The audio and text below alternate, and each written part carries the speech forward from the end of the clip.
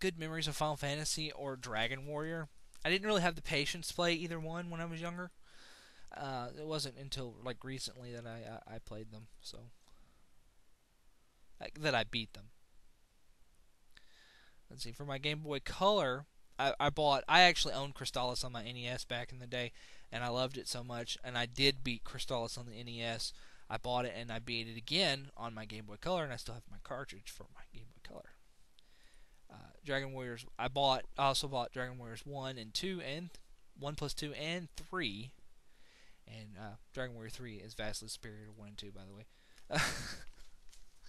Of course, we all know that. Let's see. But the thing that really before this point, before the Game Boy Color era, I really didn't have that much. I had never played. I had briefly played, toyed with at best, Dragon Warrior on the NES. I had never seen Dragon Warrior 2 or Dragon Warrior 3 or Dragon Warrior 4 on the NES. Like I said, I didn't get many games, and the games that I did get were I had to pay for them myself, and I usually bought them from garage sales and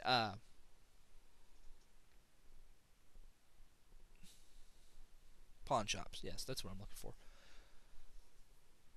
And unfortunately, geeks that play games like Dragon Warrior don't tend to let games go, as you can see by my massive list of games. So I never ended up playing them. I never played them until here. Super Mario Land was the first game I ever bought on my Game Boy. Bought it at a game. My first Game Boy was actually a Game Boy Pocket. It was this little itty bitty Game Boy, and it used, I want to say triple A's. It was itty bitty. It was tiny, tiny, tiny. And the damn thing lasted forever. The batteries in the thing lasted forever. It used so little battery power. It was amazing. Uh, that was my first Game Boy, and for that I had Super Mario Land 2, Legend of Zelda: Link's Awakening. Oh my God, I spent. I sat down and played that game straight through. It was amazing. Final Fantasy Legend, Final Fantasy Legend 3, and Final Fantasy Legend 2. I actually bought all three of these games at the same time, but I lost Final Fantasy Legend 2 a week after I bought it. Okay? About 3 years ago, I found it again in a box of shoes, of all things. So that was pretty cool. Now, the thing that actually got me into Dragon Warrior was not, like I said, not Dragon Warrior 1. It was not these two games. It was actually this game right here, Dragon Warrior Monsters. And I will stand up and shout to the heavens that Dragon Warrior Monsters is a better game than Pokemon Red, Blue, Yellow, Black, White, Orange, Green, Purple, Magenta. Whatever Pokemon game you want to put up against Dragon Warrior Monsters is better. Uh, pound for pound. Okay, I own Dragon Warrior Monsters 2, both copies actually. Although I've never beaten Terra's Adventure, but the games are fundamentally the same. I mean, they're the same story. So, and yes, I did own the Pokemon trading card game. Shut up! It was fun. Shut up! I don't want to hear it. Do not mock me. Let's see. For my SNES, I have Gradius, Harvest Moon, Ogre Battle. Now, most of these games on this list are actually games I bought in the lifetime of the console itself. Like these are leftover. I used to have way more Super Nintendo games, but over the years they've broken, or I've lost them because I moved. I moved a lot. There was a point in my life where we moved every 6 months, and I lost a lot of things and like that. But this is what I've managed to hold on to. Gradius 3. Harvest Moon. I do own Ogre Battle. I own Ogre Battle on the Super Nintendo. Save battery is deader than a doornail in it, though. Legend of Zelda: Link to the Past. Save battery is deader than a doornail. Lufia. Save battery is deader than a doornail. Secret of Evermore. I bought at a pawn shop.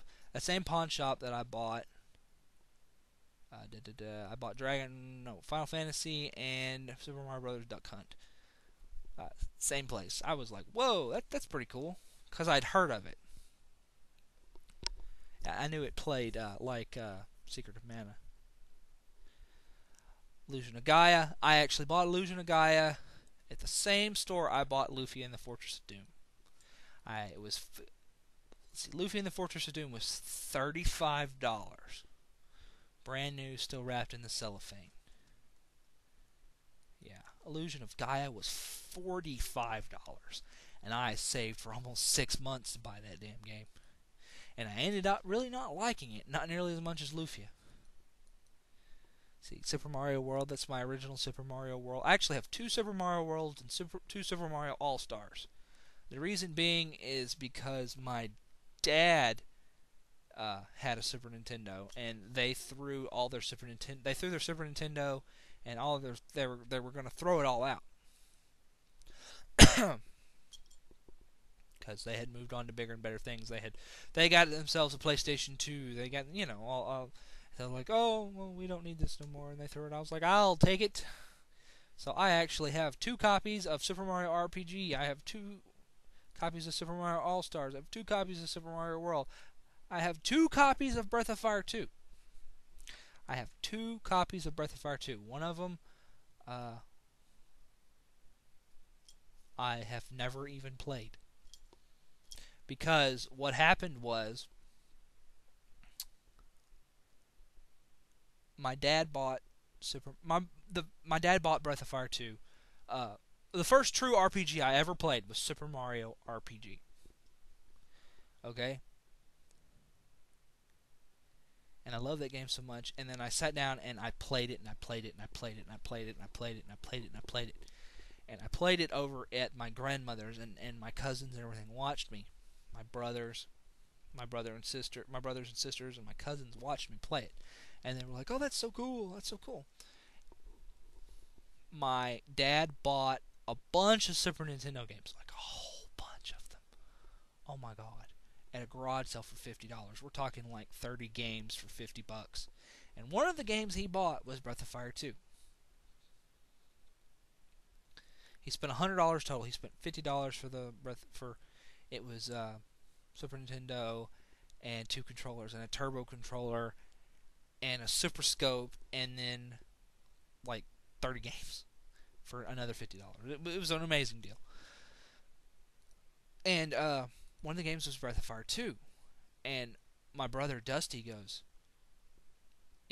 this game right here, we can't figure out how to play it. It's not like anything we've ever played before. Come see if you could. I bet you could figure it out. So I sat down and I fiddled with it. I was like, oh, this is an RPG. I know how to do this. So, and they couldn't get past the first boss of the game, the 3 harpies. So, because they would go straight there and get their asses handed to a level 1. So, I grounded up a little bit and got there. And a little bit later, I remember reading Earthbound. I read about Earthbound in a Nintendo Power magazine, and I fell in love instantly without ever having played the game. And it was at my local 2-day video that had it for rent, and I rented it. And then I found it, and because they couldn't find it nowhere to buy, so I rented it. And I got all the way to Giant Step. I beat Giant Step, went to Tucson, got all the way to Happy Village, and could not. I beat Carpainter, and then that's as far as I got on that rented copy. Went to rent it again, and it was never there again. Somebody rented it and kept it. I was upset. I was upset because I was going to do that. Anyway, about a year later, I found my copy of Earthbound. It was brand new in the box at Walmart. And I'm sitting there just looking around Walmart, just chilling, killing time. When I see it, that big ass box, it's just kind of laying flat, stuffed in the back. I spout shit myself. I was like, I tried to talk my mother into buying it for me. She said, no. It is not Christmas, nor it isn't your birthday. You get no new games. You're going to have to unask the money yourself. So, I saved my money. And every time my mother went to Walmart, I went with her because I was like, no, still be there. It was there. Finally, I got up enough money to buy a brand new Super Nintendo game. Well, no, I got up about 3/4 of the money, and my mother was like, okay, just stop. I will pay the difference. Just give me your money. And she went up there, and she was like,